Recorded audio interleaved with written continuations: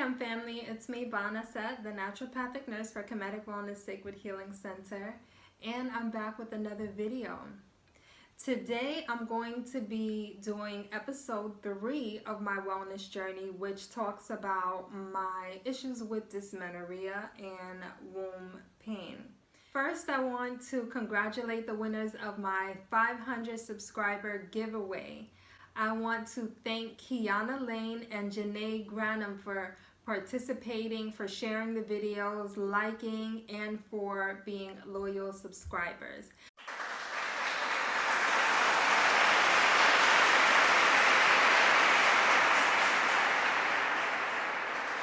So I wanted to show you all the prizes that they're going to be getting. They're getting $50 worth of wellness products from kemeticwellness.com. They'll both be getting these Cherish pads, which are 100% cotton sanitary napkins, free of toxins. And I did a video on these. You can check it out on my channel. This is lotion, all natural products. This is Aramir hand, body, and face lotion. It's an excellent product. I also have some Nag Champa incense, the infamous Nag Champa. And I have this book, Back to Eden. It's a book on herbs and on plant-based nutrition. It's one of the highest selling books. It's over 5 million copies sold. It's an excellent book. And it's a classic guide to herbal medicine, to natural foods, and to home remedies. So this is an excellent book that's on the website. And you're also going to be getting this Green Power Organic blend of 12 different superfoods, plant foods. It includes barley grass, wheatgrass, spirulina, alfalfa leaf, spinach leaf, kelp, moringa leaf, dulse leaf, organic orange peel, beetroot, chlorella, wheatgrass juice, lemon peel, and dandelion leaf. Those are the 12 different plants in here. It's an excellent product, and these are all things that I use for myself, so I'm happy to send these off to you to help you along on your wellness journey. Okay, now back to the video. Okay, so now let's get into the video. If you've been watching my channel since the beginning, you will know that the very first video that I did on this channel was about how to relieve painful menstrual cramps. And the reason that was my first video is because that was the most pressing health issue that I've had. And as I've said in my previous videos in this series, this condition, along with the others, started at age 11. I don't know why age 11 was the age for me that I started developing all of these different problems, but it was. So I was 11 years old when I had my first period. So what I remember about my cycle since age 11 is that I had terrible pain. I was very nauseous a lot of the time, sometimes vomiting, and I always had to miss school when my cycle started, always. Sometimes I would try to not miss school. I wanted to just not have to deal with this and go along as normal, or I was just afraid of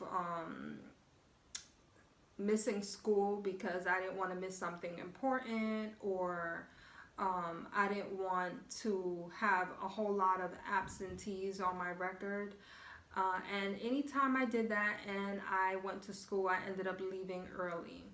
And that continued throughout junior high school and into high school and even into college. Now, for some reason, when I went to college, it actually got worse. It got worse. Typically, when I had period pain, I stayed in bed most of the day. I didn't want to get up. My cycle lasted pretty long, but I didn't know that it was long at the time. I thought that was normal, because if no one teaches you, you just think that what you're going through is normal. You don't know what normal is. So for me, it was anywhere between 6 to 7 days. 6 to 7 days or so. And the bleeding was heavy for most of the days. I also had very, very severe pain where I didn't want to get up out of bed. My mom would be trying to get me to take something for the pain, but I was usually so nauseous that I didn't want to take anything. And it would be the normal Advil, Aleve, or Tylenol, something like that for the pain, but nothing really ever worked until maybe about the 3rd day or so. So generally the first 2 days was painful no matter what. It didn't matter what I did. I was gonna be unhappy. So that continued from age 11 in junior high school, all throughout junior high school, all throughout high school. And then when I got to college, it was even worse. My freshman year of college, I remember that I was missing class because of my period. And even though that happened in high school, I didn't really take it seriously, but it's different when you're paying for courses and your teachers can definitely take points off of your grade for missing classes. And I did not want to go through that. Like, I was not trying to have that happen. I thought about the student loans, the money I was paying for college, and so I felt like I definitely had to get that under control. So what I heard from friends and probably from my doctors too was birth control. That's what they recommended, birth control. And so I started off taking the patch. I don't even know if they still have the patch, but that's what I started taking at the time, and that was kind of popular. So it was like a little square that I would put on my shoulder or on my buttocks or on my lower abdomen. And it's basically topical or intradermal that absorbs the medication through the skin. So I did that, and my very next cycle was 1,000,000 times better than it was before. 1,000,000 times better. Like, the pain was almost inexistent. Or at least it was tolerable for me. I remember the first 2 months when I was there in college, I was in my room alone, and this was my first time being alone dealing with my cycle. Before, I had my mom to help me and make me tea and make me soup and bring me food and things like that.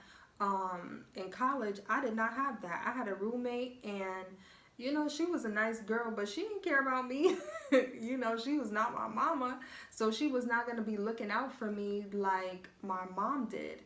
And so that was a wake-up call to me in living on my own, that I would have to be taking care of myself, and I just couldn't deal with it at the time. So the birth control helped for a time. Now, after a while of being on it, maybe about 1.5 years, I think I was about 19 at the time, when I just started to get messages from spirit. I just started to get messages from spirit that you don't know how messing with your hormones is going to affect you later in life. And the message that I got was cancer. I just didn't feel comfortable with taking any substance in that was going to play with my hormones in that way. And so I decided that I did not want to take it anymore. And I also heard several news stories about women who were taking the patch and who ended up having problems with high blood pressure and stroke and all these other things, and even death. And so I decided that I did not want to continue on it anymore, and I stopped. When I stopped taking the birth control, not only did the pain come back, but my skin started to break out crazy. And I talked about this in the last episode of my wellness journey. I started to get these really big cystic bumps on my face, really bad acne that I had not had before. Even though I had regular teenage acne, I did not have acne that made me want to wear makeup just to leave the house, like just to take the garbage out. I didn't want anybody to see my bare face because it looked horrible. Either way, based on the messages that I got from Spirit, I still just wasn't willing to take that medication anymore. I wasn't willing to do it.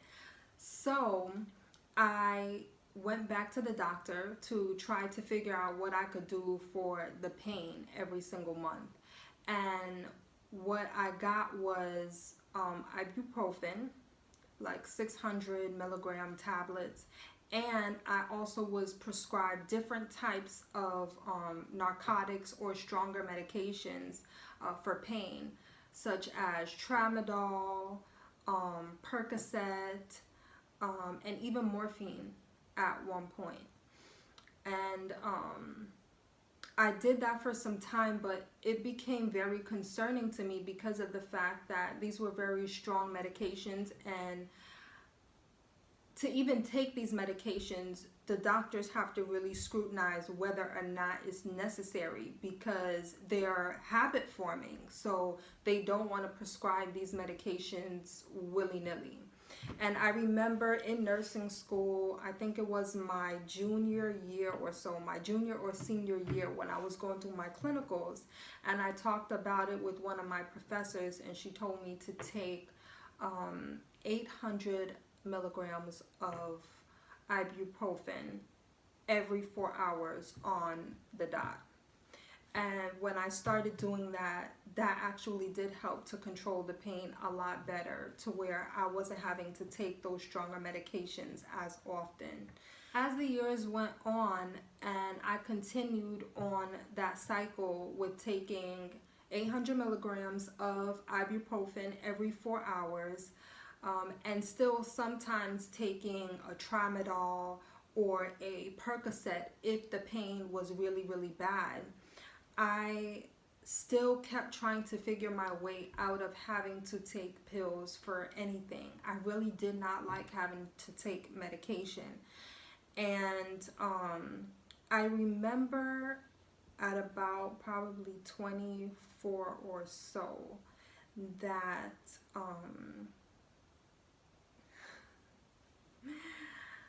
I tried marijuana for the first time.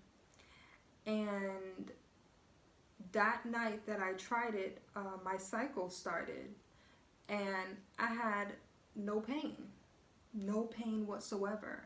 And so I made that connection, and I said, oh wow, this is a natural herb and I can take it and I'm not going to have any issues with pain. Now, even after making that correlation, I still wasn't really interested in taking marijuana on a regular basis.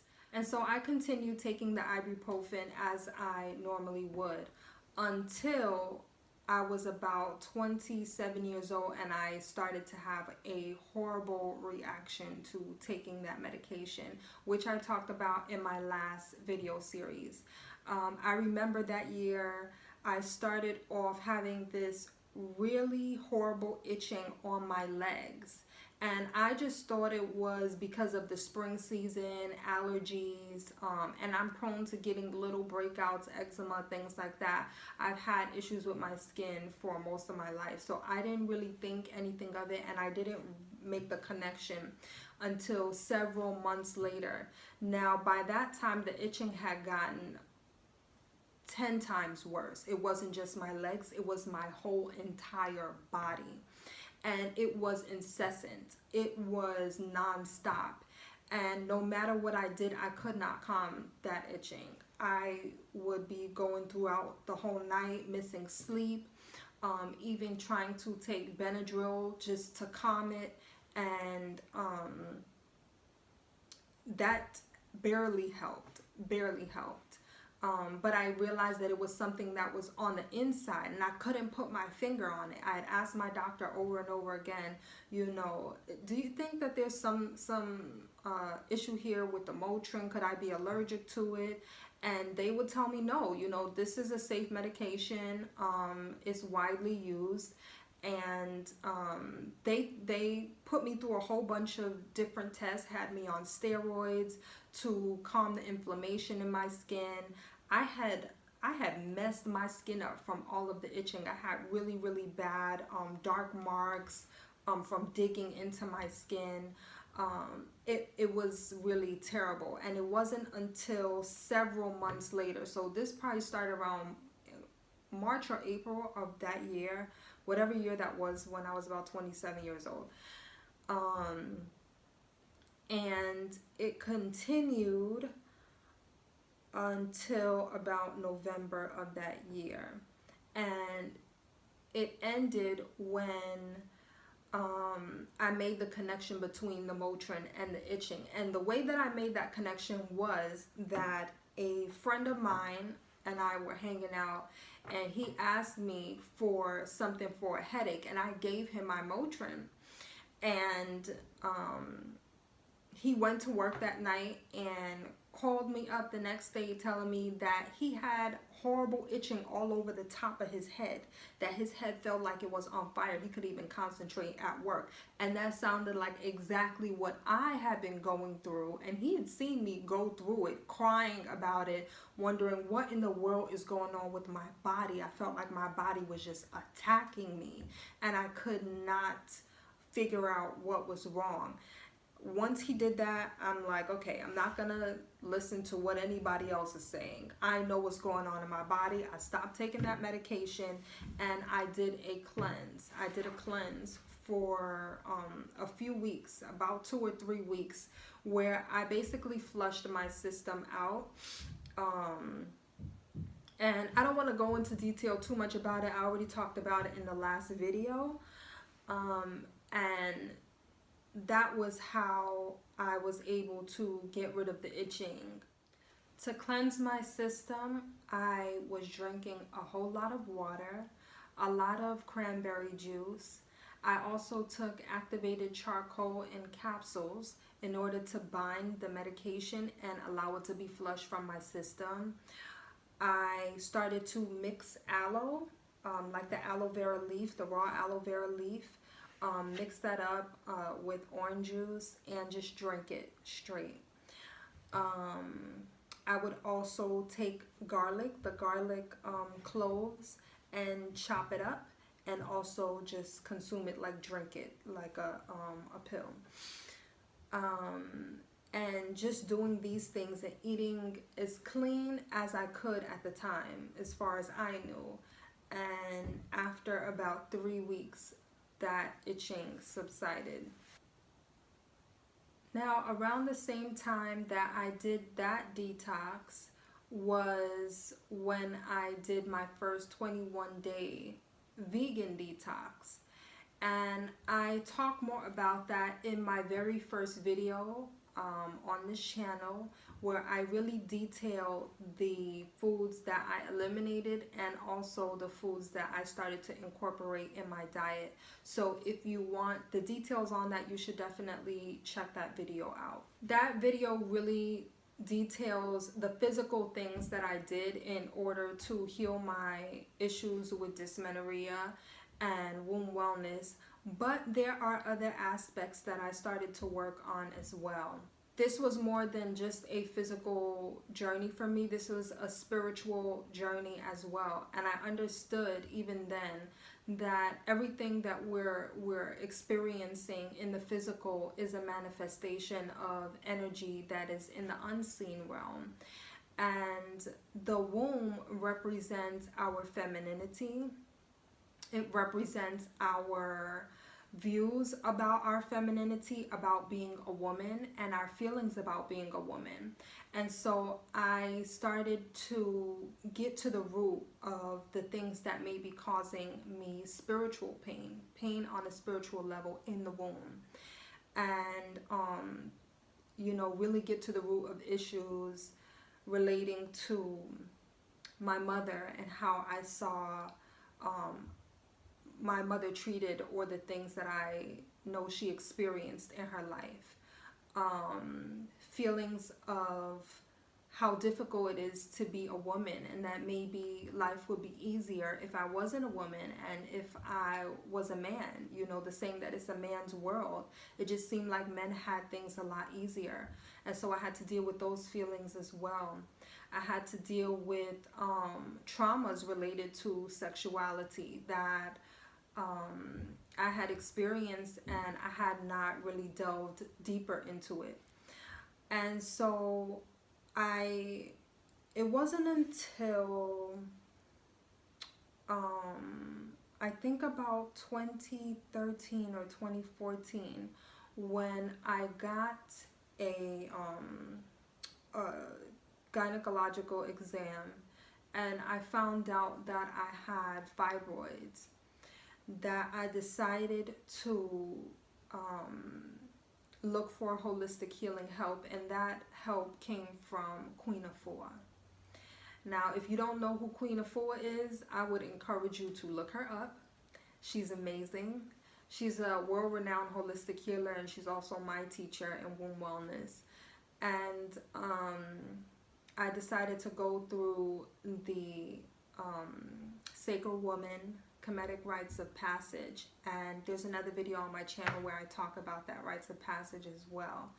And in that rites of passage, I went through several gateways that taught me the things that I needed to know about myself as a woman, and also how to heal from certain things I had experienced.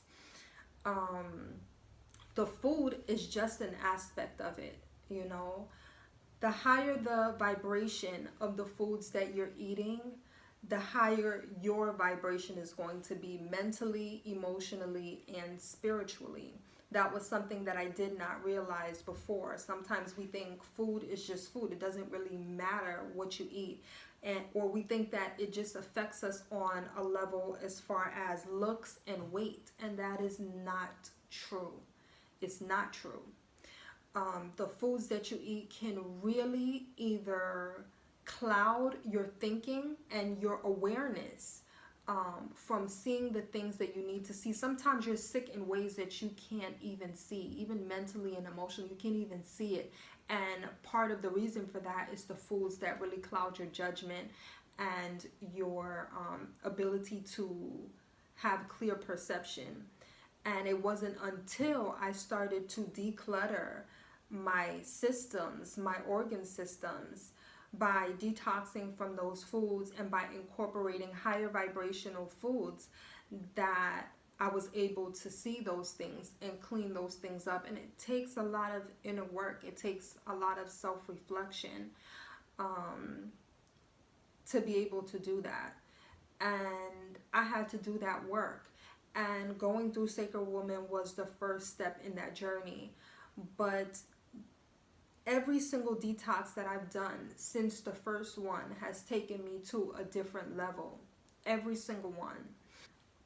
There's another video on my channel called How to Grow and Feed a Tumor, and I will link that here. And everything that I'm talking about in that video is what I had to wrestle with or reconcile with in order to bring about my own womb healing. So now I'm at the point where I very rarely have womb pain. I still do have nausea during my period, but my period is much lighter. It lasts anywhere between 3 to 4 days. And it's nowhere near the amount of hell that I used to have during my periods years ago. There were times where I was really writhing in pain, writhing and screaming and begging for help. I remember days where I would be crying out to the Most High, why did you have to make me a woman? Why couldn't I be born a boy? It was so painful, and I don't experience those things anymore. So I'm very grateful for how far I've come in this journey, and the whole point of this channel is for me to share some of those things with you all so that you can use it in your own life and on your own wellness journey. So if there's anything that I've discussed in this video that you want me to go into further detail about, please leave it in the comment section. I do read my comments. I do reply to all of the comments, and I do take them into consideration when it comes to the next videos that I'm going to put out for you all. So it's really helpful. I don't want to make videos that you all don't want to see. So it's really helpful when you let me know which direction you want to go in and what videos you want to see. I am planning to go into detail about some of the things that I've done that helped me to heal on my wellness journey, some of the spiritual practices that I do, some of the physical, emotional things, and some of the things that help to give me mental clarity as well. So stay tuned for those things. I hope this video was helpful to you. If you liked it, go ahead and hit the like button, subscribe, and I'll see you in the next video.